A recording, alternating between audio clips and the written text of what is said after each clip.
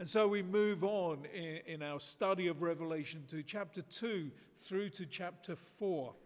And many of you will be familiar with these chapters of the Revelation, because it talks about this first set of 7 that we have, the set of the 7 churches.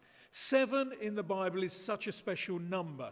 And as we go through the Bible, if you look through the Bible, you'll find the number 7 appearing again and again and again.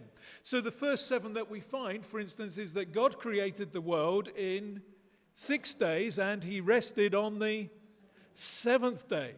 You see, 7 then is associated with completion, with fulfillment, with perfection. And when we look in John's writing, we find loads and loads of 7s. It's his mystical number. So, for instance, in his gospel, there are 7 miracles recorded. In that same gospel, there are 7 I am sayings. And if you look closer in John's gospel, you'll find that 7 times Jesus went to Jerusalem, to visit Jerusalem. And we're going to be seeing over the next few weeks how this number 7 crops up a number of times in this book of Revelation. And here we've got the 7 churches. You may be familiar with them. The church at Ephesus, the church that lost its first love. The church at Smyrna, the church that was poor in earthly riches, but rich in the heavenly realms. We have Pergamum, who practiced the old pagan rituals. We've got Thyatira, the church that was sexually immoral. We have Sardis, the dying church. And then we find the church at Philadelphia, this lively and thriving church that had doors that were open to mission to the world.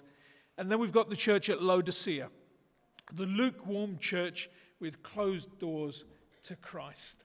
Now, no doubt, you will have heard sermon series on these 7 churches. And I know that in the past, I've certainly preached them. But I'm faced with a dilemma as we're looking at this whole book of Revelation.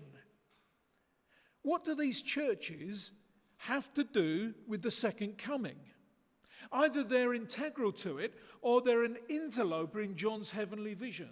And so I began to ask myself all sorts of questions about these churches. Why these particular churches? Why not the church in Jerusalem or Damascus or Tyre or Sidon or Egypt? Why not them?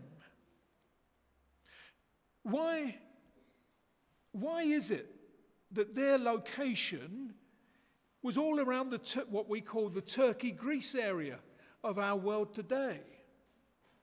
Could it be that in their location there is a hint of what is their importance? I don't know. They no doubt represent the church being in the world at large. They represent the universal church and not some specific local church problems.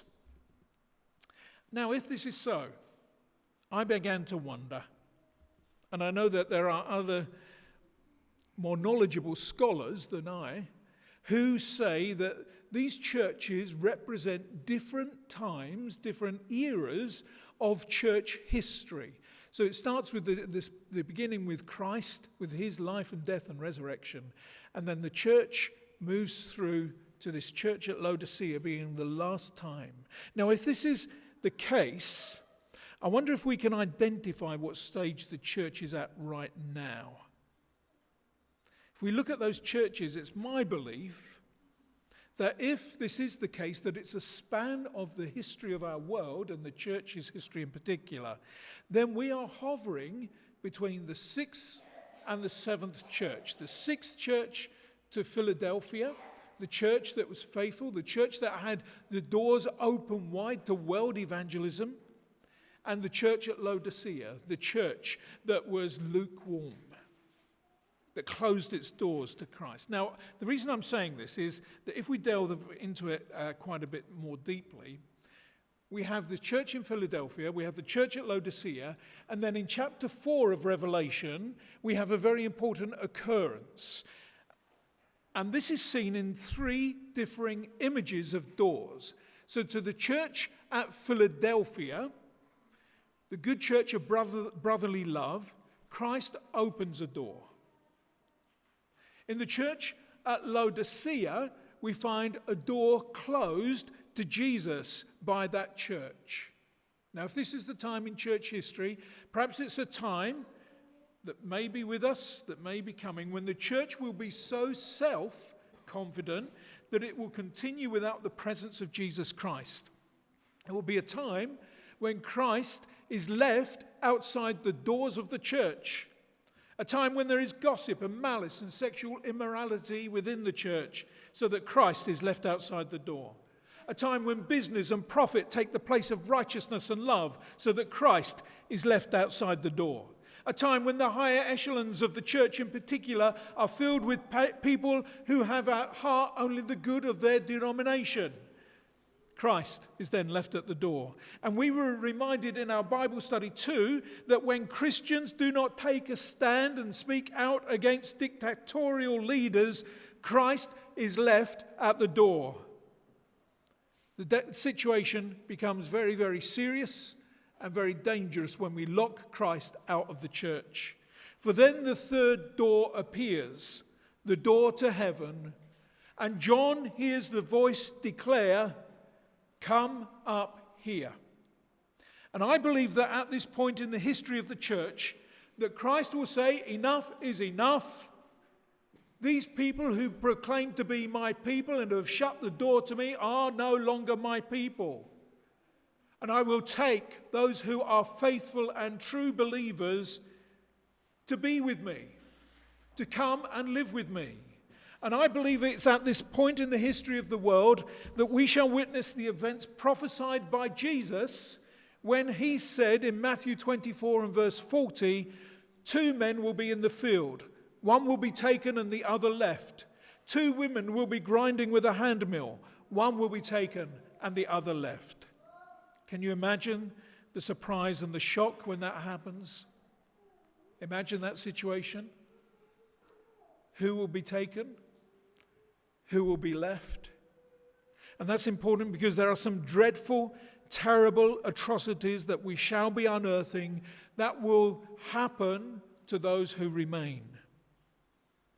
But we have the promise of God that if our hearts are truly his, we shall be removed from all that terror. So who will be left behind, and why will they be left behind? I think they'll be left behind because they've worn a mask of Christianity. Archbishop Ramsay, who was the Archbishop of Canterbury quite a few years back, is recorded as saying that his biggest fear is getting to see the Lord in heaven and hearing him say, "I never knew you. I never knew you." And in the following chapters of John's Revelation, we are given a list of events that will take place after this disappearing. Some don't think they're in chronological order. Some scholars think that John is only writing for the people of his time, and this has all been fulfilled through the Roman Empire's hatred of Christianity and the subsequent embracing of it.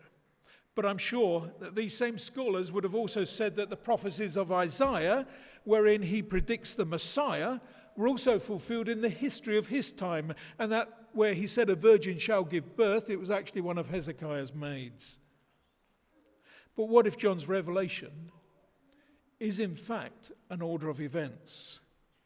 What if there is substance and reason to everything that is written here?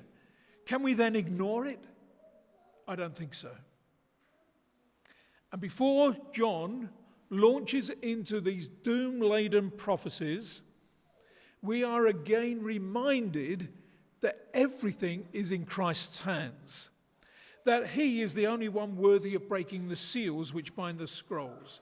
And in chapter 5 in particular, we find the worship in heaven of the Lamb as he takes hold of the scroll and opens it to reveal what is going to happen.